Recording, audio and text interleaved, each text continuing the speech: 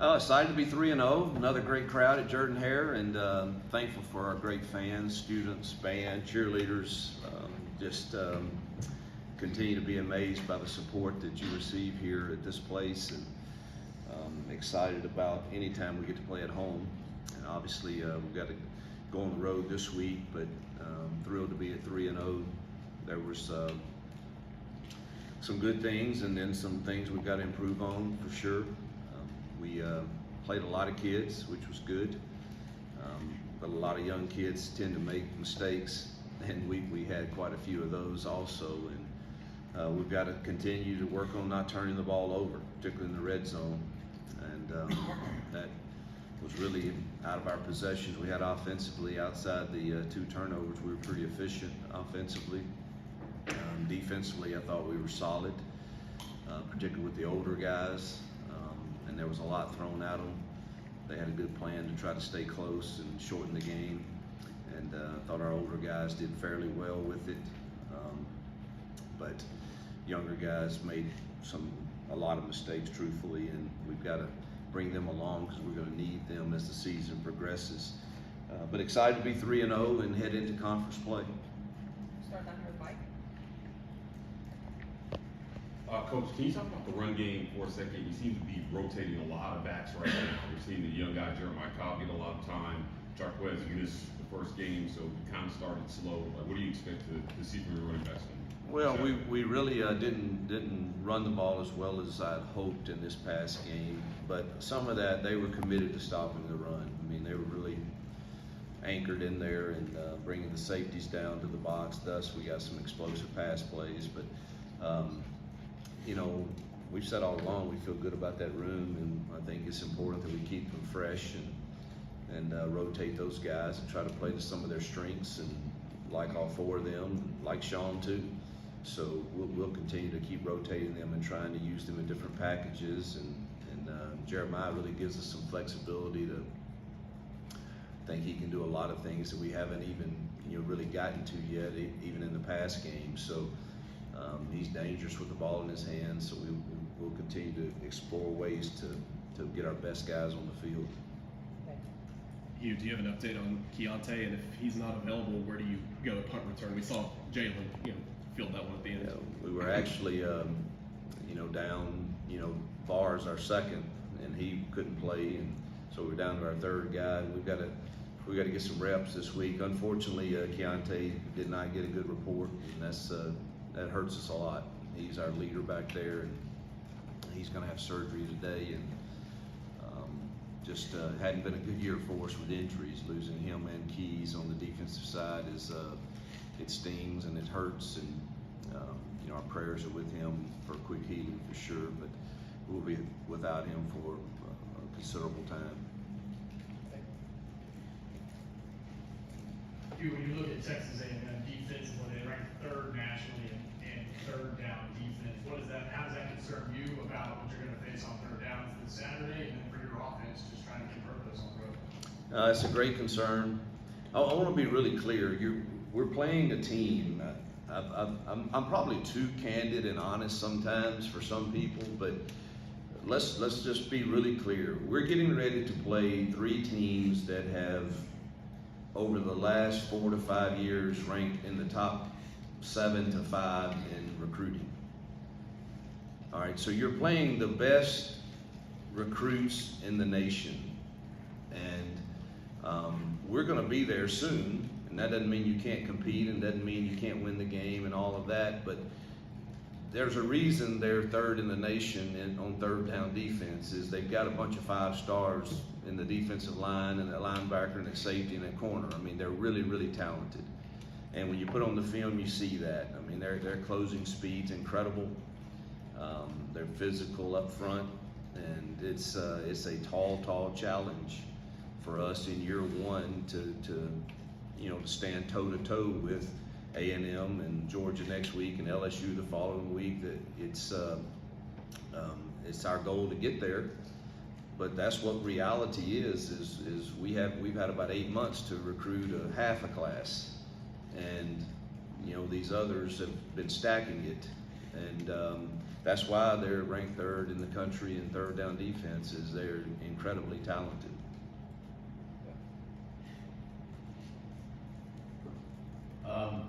I know you addressed a little of the injuries, but you guys are pretty banged up.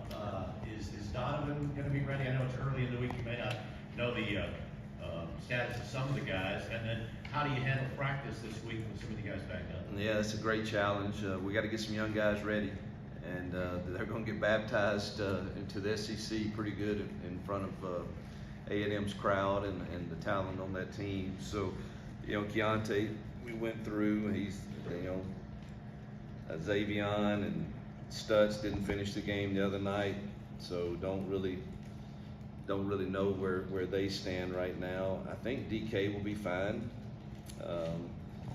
but we need all these guys come Saturday. So hopefully we'll have a good week of rehab and they'll be ready to go. But it's concerning right now, the list that they give me this morning.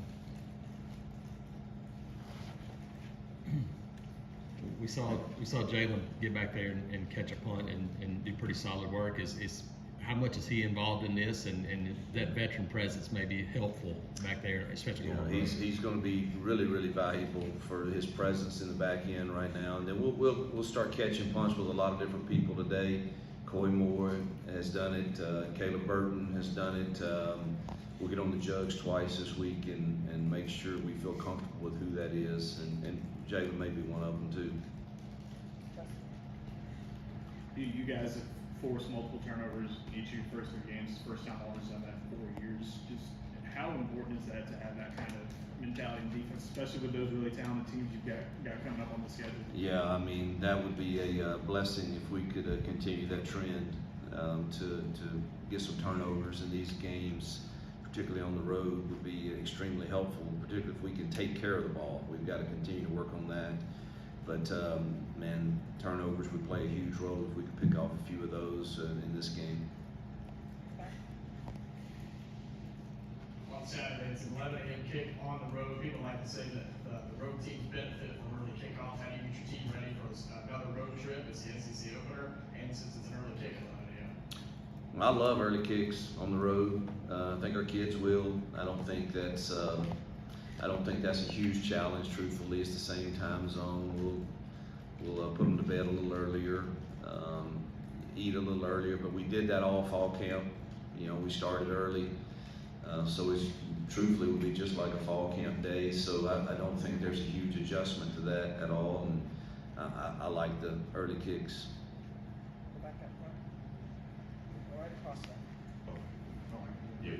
Thanks, Mike. Hey, you questioned about your first red zone possession in the last game. I think it was first and goal from the 1, and you started passing the ball. Were you kind of experimenting there, or walk me through that? Yeah, I was disappointed in that a little bit. So I don't mind the first one. Truthfully, I didn't like the second one. I think we've got to probably approach that differently. I think I've made that clear. So sometimes you put it in your quarterback's hands, and he probably needs to know. But I think we should put it on us for that, and don't give him that option if we're not okay with him throwing it. Coach, you made a concerted effort to move the ball through the air on Saturday.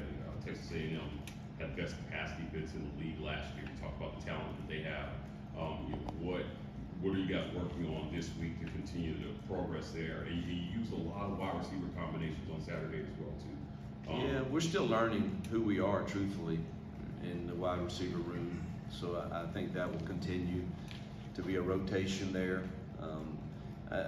The biggest goal for this week against such a talented team and one that's really good on third down is you've got to keep yourself in third and manageable.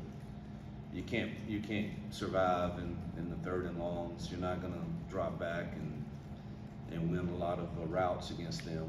They're really talented. So we got to keep it in third and manageable, hopefully short, to where we can run or pass. Yes, back to the nickel position. I know Caleb Wooden was able to play a lot against California, and then played a lot more against Stanford. What did you see from him? Solid, but you know, it's got a lot to learn and help, because that star position's got to help get us lined up a lot. And they threw a lot at you now. I'll say that, and you know, stuff that we really hadn't seen. So that was a difficult challenge. Truthfully, we met this morning and we're just toying with all the different combinations with our current injuries back there. On kind of what's best, and hopefully DK can play and he'll move into the star position, and maybe move JD Rhyme there and play the younger corners. We're not really sure, and leave Caleb at the high safety, because you know we got to have 2 deep to function, and we're just trying to figure out what the best combination is there. We're not real sure just yet what that looks like, but Caleb will be a part of it, either at the star or one of the safeties. You to people like me who don't always understand the intricacies of football, how often do y'all run RPOs? And can you just kind of describe how that works? Yeah, a lot the other night. I mean, shoot, I don't know how many completions Peyton had, but I bet 10 of them were on, maybe 12 were on runs. Where it's really a box count issue. If you have 6 guys to block in the box for the run, and there's a 7th hat that's present, then you know the ball should be thrown. And that's about as simple as I can put it. And the other night we were pretty efficient at the RPOs. Robbie was also. I think Robbie was 2 for 2 on 2 RPOs. Hugh, we've seen and heard about Keldrick since the spring. Had a little setback coming in, but we're starting to see more and more of him, his productivity. Is he a guy that you feel like can be one of those playmakers up front as he continues to progress? I do. He had his best game Saturday. He's starting to learn, and obviously they're just young. You know, I like all these young guys. I think our young DBs are going to be good too, but that they're still swimming a bit, learning everything that can get thrown at you in a game at this level. But he had his best game for sure, and we're going to need him moving forward to continue to improve. But he's got the ability to do that.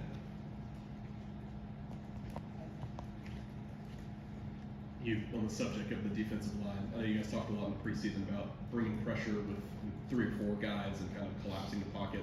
Through 3 games, I know the competition level is about to get a lot higher, but what have you seen from them against an A&M offense that is averaging a bunch of pass attempts per game? Yeah, we haven't done really well rushing a passer with just the front. Some of that, you know, Jalen McLeod's been hurt 2 games, 2 of the 3 games, hadn't been able to perform, so he's probably our best pass rusher, and we've missed having him healthy for sure. We've had to create it other ways. They present a great challenge. I mean, they're, you know, their quarterback's thrown for 900 yards and 8 TDs, and they got great receivers, one of the best I've seen in Stewart. He's really talented, and I think they're doing some really good things offensively. It'll be a great challenge for us to try to keep them under, hopefully keeping them from having explosive plays, particularly ones that lead to points.